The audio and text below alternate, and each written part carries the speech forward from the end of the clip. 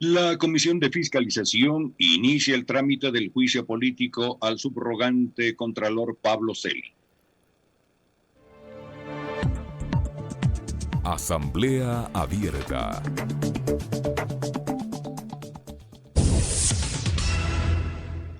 La Comisión de Fiscalización de la Asamblea Nacional resolvió iniciar el trámite del pedido de juicio político en contra del contralor subrogante Pablo Celi, preso desde el 13 de abril pasado por supuesta delincuencia organizada.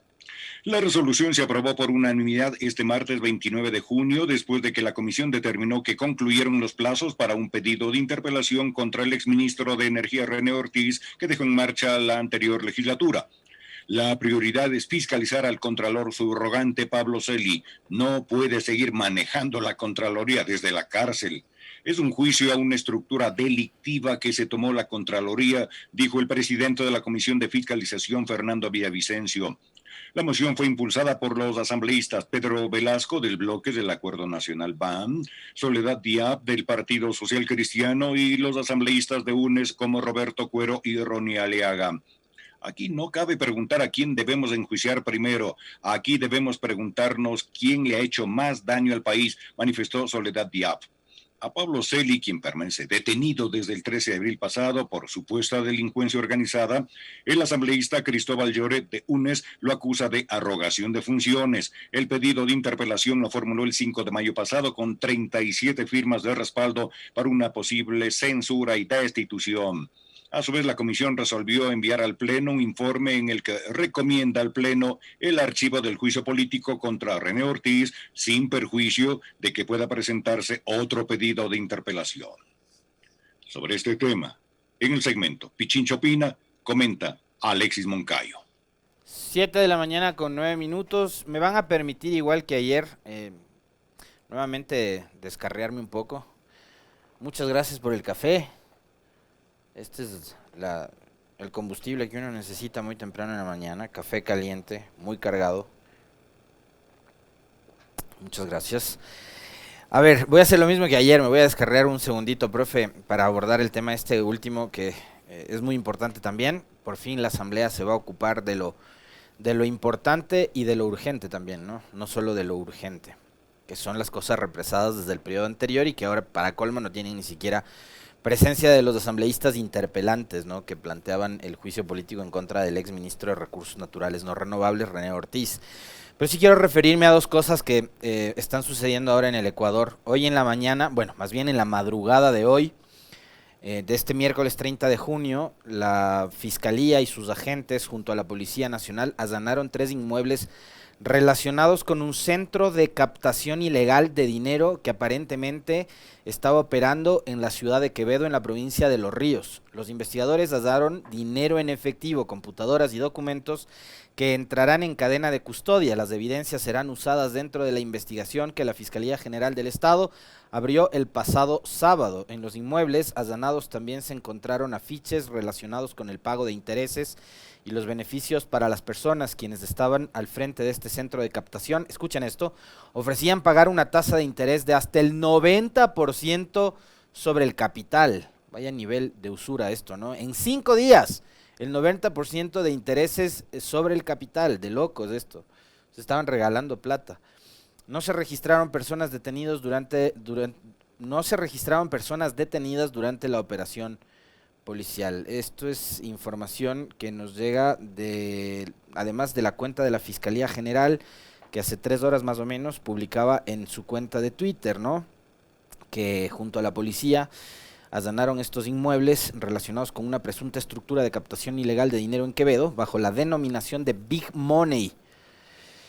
Durante el operativo se allanaron en total 3 inmuebles donde se recabaron elementos que contribuirán en la investigación de un presunto delito de captación ilegal de dinero. No hubo detenidos, eso dice la cuenta de Twitter de la Fiscalía General del Estado. ¿Y por qué les hago mención de esto? Porque daría la impresión de que en realidad los ecuatorianos, que una vez más tenemos la memoria muy, muy de corto alcance y muy frágil, lamentablemente es así. Creo que los ecuatorianos tenemos que hacer un mea culpa porque parece que no aprendemos de los errores que cometemos en el pasado. Hay que recordarles a ustedes, y les sugiero, hace unos días yo leí un tuit que fíjense ustedes para lo que está sucediendo hoy, resultó premonitorio. De paso les recomiendo que le sigan al David Revelo, es un colega comunicador. Entiendo que no es periodista de profesión, David, pero es un buen amigo, creo que estudió algo así como relaciones internacionales, cosa por el estilo. Su cuenta en Twitter es @SKHUNT92. SKHunt92, esa es la cuenta de David. Suele David subir unos hilos que recogen datos históricos que son fascinantes. Yo el otro día le compartía a una amiga, a propósito de una experiencia personal que estaba viviendo, un hilo igual, extenso, con mucha investigación, con muchos datos, con fechas, con mucha precisión, como le caracteriza a David, sobre lo que ocurrió con Lorena Bobbitt, ¿no? Y el caso de abuso sexual, psicológico, patrimonial que vivía esta ecuatoriana originaria de Bucay en los Estados Unidos. Ha compartido algunos hilos que tienen que ver con el caso de David Romo y con otros procesos de nuestra historia, David, muy interesantes. Y el 17 de abril de este año, David recogió todos los datos de lo que significó para el Ecuador, para la provincia de Loro y para Machala, el caso del famoso notario José Cabrera Román, quien falleció en el 2005 y a partir de su muerte en un hotel 5 estrellas de acá del norte de la ciudad de Quito, en donde, digamos, su muerte habría sido provocada por un cóctel de cocaína, whisky y Viagra. Esa muerte desató, digamos, una verdadera caja de Pandora, ¿no? Y David recoge todos los, digamos, los pasos, los hitos de esta historia, que fue una historia realmente macabra y de película. Tan es así que es de película que cineastas ecuatorianos llevaron al cine una película que se llama A tus espaldas, que recoge en buena parte también, digamos, la historia de este notario que a través de su oficina, de su notaría en Machala, escondía una estructura piramidal de captación de dinero, pagando intereses del 10% sobre el dinero entregado, y que reveló además que, fíjense ustedes, uno creería que este tipo de empresas o de negocios ficticios, fantasmas, ilegales, solo pueden captar a gente de estratos bajos, con unos niveles de educación bajos, etcétera, etcétera. No. Clientes del notario Cabrera fueron militares de alto rango que hasta usaron el avión presidencial y los aviones de la FAE para irse de Guayaquil y de Quito hasta Machala para ir a recuperar su dinero, sus ahorros. Políticos, según los propios hijos del notario Cabrera, en este hilo que David lo publicó hace días atrás, el 17 de abril, sus propios hijos decían que el alcalde de Machala, ¿no?, le apoyaba a su papá y apoyaban el dinero, el negocio de captación de dinero. Entonces, nuevamente los ecuatorianos expertos en tropezar dos veces con la misma piedra y de no aprender de los episodios que nos deja la historia, ¿no?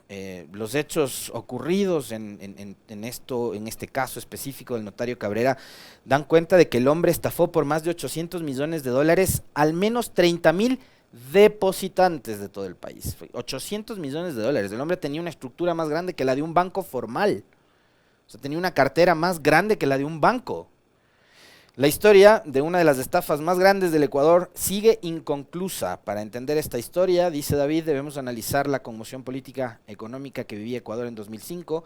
El 20 de abril de ese año, tras fuertes protestas sociales conocidas como la Rebelión de los Forajidos, fue derrocado Gutiérrez y asumió la presidencia Alfredo Palacio. Esto además ocurrió 5 años después del salvataje bancario. Entonces, en la sociedad ecuatoriana se había afincado un nivel de desconfianza súper fuerte en el sistema financiero, ¿no? Eso también lo señala David en su hilo. Les recomiendo que lo lean para darnos cuenta de cómo los ecuatorianos, una vez más, tropezamos dos veces con la misma piedra y no aprendemos de la historia. Y ojalá esto no se vuelva a repetir, pero vemos que ahora en Quevedo está ocurriendo algo parecido. Quiero también referirme, antes de ir al tema de Celi que nos planteaba el profe en la nota, algo que está sucediendo con respecto de la venta de humo en torno a la vacunación, porque estoy leyendo a varios periodistas y algunos medios, ¿no?, que hablan de que ahora ocurre algo contrario a lo que pasaba en el gobierno de Moreno, donde habían largas filas de personas, de ecuatorianos, esperando ser vacunados, y no había vacunas en los centros que se habían destinado para estos fines. Y que ahora ocurre lo contrario, que hay vacunas y que hay centros que están a disposición de todas, todos y todes para ser vacunados, pero resulta que los ecuatorianos no quieren vacunarse porque tenemos miedo a la vacunación, porque nos están metiendo el famoso cuento del chip, de no sé qué vaina, y que la fecha esta que se viene, que van a activar el chip, no sé, unos cuentos ahí medios de ciencia ficción. Pero la realidad es la siguiente, y voy a recoger datos que los ha publicado Carlos Oporto, que es un comunicador estadístico, al que solemos recurrir también para ver cómo está el tema de la vacunación y el tema del testeo. Lo hemos tenido en este espacio en varias ocasiones entrevistándolo a Carlos, y él en su cuenta de Twitter dice que algunas personas piensan que tenemos 32 millones de dosis disponibles, 6 millones de CanSino, 6 millones de Sinovac, 18 millones de dosis de Sputnik y 2 millones de dosis donadas de Pfizer por el gobierno de Estados Unidos, que esto es algo que lo anunció ayer en su cuenta de Twitter el presidente Guillermo Lasso. De todo eso anunciado ha llegado 0 dosis, según Carlos Oporto en su cuenta de Twitter. La mejor, o lo mejor dice, sería que ya solo se anuncien dosis arribadas al país. Si no, solo se genera confusión. El gobierno ha buscado lo más posible diversificar, pero dependerá también de la capacidad de producción y la lista de espera a la que entra el Ecuador. Eso tiene que ver con la capacidad, una vez más insistimos, de producción. Lo que dice Carlos es muy oportuno.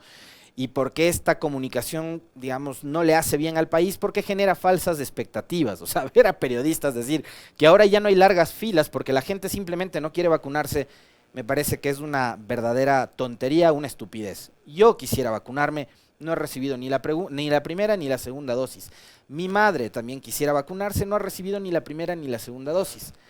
Entonces, y así hay un montón más de ecuatorianos que no han podido acceder a las vacunas. Si hubiese esa capacidad y si hubiese, digamos, ya una certeza sobre el proceso de vacunación a personas como nosotros o de un rango de edad menor, ya nos fijarían incluso hasta la fecha, ¿no? Si estuvieran a disposición en el stock del Ministerio de Salud las dosis suficientes como para vacunar. Y como se está haciendo, me parece bien, dice Carlos, acomodando el cronograma y reduciendo edades de acuerdo a dosis que van arribando al país, no en función de anuncios que puede que lleguen como puede que no. Es decir, no sigamos generándole al país falsas expectativas, como en las que se especializó el gobierno de Lenín Moreno, que ya llegaban las vacunas, llegaron 8,000 vacunas la primera vez y nos vendieron como que, ya venía la esperanza. Creo que a los ecuatorianos no hay que seguirles viendo la cara, o sea, ya basta de burlarse de la gente, porque están entrando muchos en un estado de desesperación, porque quieren obviamente vacunarse, y porque además la vacunación no solo implica inocular a la población, implica un montón de cosas positivas, que la gente pueda nuevamente retomar sus actividades, trabajar, producir, reunirse con su familia, etcétera, etcétera, sin dejar de lado las medidas de bioseguridad, porque que usted se vacune no le garantiza que no se vaya a contagiar. Lo que le garantiza la vacuna es que el efecto del contagio no va a ser letal, como ha ocurrido con casi 60,000 ecuatorianos hasta la fecha. 7:20, ahora sí vamos a lo que nos planteaba el profe de tema. Perdón otra vez por ser tan indisciplinado y por abordar temas que no estaban en la agenda. Bueno, finalmente la Comisión de Fiscalización decidió por unanimidad llevar adelante el proceso de juicio político en contra de Pablo Celi. Noto que hay una intención de conectarse de alguna forma con lo que es el anhelo de la mayoría de ecuatorianos. O sea, me parece que es inaudito además tener, como lo decía ayer el legislador Jorge Avedravo del Partido Social Cristiano, tener por acá me dice don Hernán Guncay, desde la provincia del Oro, en Huaquillas, me dice Hernán. Es falso, en Huaquillas no existe la vacuna, fíjense ustedes, ¿no? O sea, pero acá estos tweetstars que se dedican a mentirle a la gente y a generar esas falsas expectativas de que, ahora sí nos llueven las vacunas. El problema es que son ustedes que no quieren vacunarse porque andan creyéndole los cuentos al ufólogo. No es así. El tema es que no hay las suficientes vacunas y el tema es que le están vendiendo a la gente una falsa ilusión. Bueno, retomando el tema del Contralor, es inaudito, como decía ayer, y yo sí suscribo esas palabras, que no son solo además de de Jorge Avedravo, pero yo sí cuestiono una vez más el hecho de que el Partido Social Cristiano hoy sí se rasgue las vestiduras y diga queremos enjuiciar al contralor Pablo Celi, cuando antes no les dio la gana de poner las firmas para el juicio político que planteó la señora Guiñaga en contra de Celi. O sea, los delitos de los que se le acusa a Celi no es que los cometió ayer, no es que los cometió el 13 de abril cuando lo metieron en la cárcel. Este hombre los viene cometiendo desde hace rato. El problema es que ustedes, que apoyaron la persecución de Moreno, de Celi, de Romo, de Roldán, de Michelena y de toda esa tracalada de sinvergüenzas, no querían bajarlo del altar al que le subieron con ayuda de los medios de comunicación. Y yo les decía el otro día, revisen esa entrevista que le hacen después de los hechos de octubre. Creo que la periodista es María Belén Arroyo, esposa de Arturo Torres, quienes manejan el portal Código Vidrio, al señor Pablo Celi, en donde lo ubican al hombre como uno de los adalides y abanderados de la lucha contra la corrupción, en donde de una forma cínica y sinvergüenza, sin pruebas algunas, como lo hizo Roldán también, acusaba al correísmo y a Correa de haber quemado la Contraloría. Resulta que ahora el informe de los bomberos dice que el incendio fue provocado y que había canecas con combustible en el piso 5 de la Contraloría. ¿Cómo llegaron ahí esas canecas? Habrá sido por influjo psíquico, quizás, ¿no, Roldán? Así que ojalá la Asamblea hoy, digamos, tome la sartén por el mango en este proceso de enjuiciamiento político que ojalá se lleve ahora sí adelante en contra de Pablo Celi y... Gracias, Cecilia, por el comentario. No, nunca les voy a hablar de temas faranduleros. A ratos me dedico a hablarles de fútbol porque me encanta el fútbol, pero ahora menos porque estoy realmente desconectado de eso. Pero ojalá la Asamblea quiera llegar hasta el fondo del asunto, porque el momento, y esto va a ser muy interesante, el momento en que Pablo Celi suelte la lengua, acá va a caer mucha gente, y van a caer muchos de esos que durante los 4 años del gobierno de Lenín Moreno y hasta ahora, Marta Litardo, en Salinas tampoco hay vacunas. Bueno, díganle eso a La Posta y a estos que les pautaba Celi, ¿no? Con esas obras de teatro. Pero gracias por el dato, Marta. Muchos de los que durante los 4 años del gobierno de Moreno se llenaron la boca hablando de honestidad, de democracia y no sé qué, bueno, podrían caer si es que al señor Celi se le ocurre, y ojalá sea así, soltar la lengua. Ojalá sea así, ojalá suelte la lengua y diga quiénes fueron todos los que estuvieron detrás de la corrupción en el caso Las Torres y de la corrupción en torno a Petroecuador, en donde está involucrado su sobrino, el señor Raúl de la Torre, quien fue detenido años atrás en los Estados Unidos y quien, fíjense ustedes, llegó hasta ese país con custodia policial. ¿Quién le cuidaba de la Torre? ¿Quién era ministra de gobierno en la época? ¿Ah? María Paula Romo, ¿eh? María Paula Romo, que ahora, y esto es algo que me lo dio de desayuno ayer nuestra compañera Licenia Espinel, yo no tenía ni la menor idea, quiere poner de contralora a la señora Dora Ordóñez, funcionaria de Lenín Moreno. ¿Se imaginan ustedes una ex ministra, además secretaria anticorrupción? ¿Cuáles fueron los logros de la señora Ordóñez en su paso por la Secretaría Anticorrupción? 0 logros, como 0 logros tiene el gobierno del que formó parte. Un contrasentido absoluto, ¿no? Si queremos transparencia de verdad, como dice el numeral 11 del artículo 208 de la Constitución, el Consejo de Participación Ciudadana tiene entre sus funciones la de designar la primera autoridad de la Defensoría del Pueblo, Defensoría Pública, Fiscalía General del Estado, Contraloría General del Estado, luego de agotar el proceso de selección correspondiente. Ese proceso de selección tiene que ser un concurso de oposición y méritos donde gane el mejor, no donde gane el pana del Trujillato.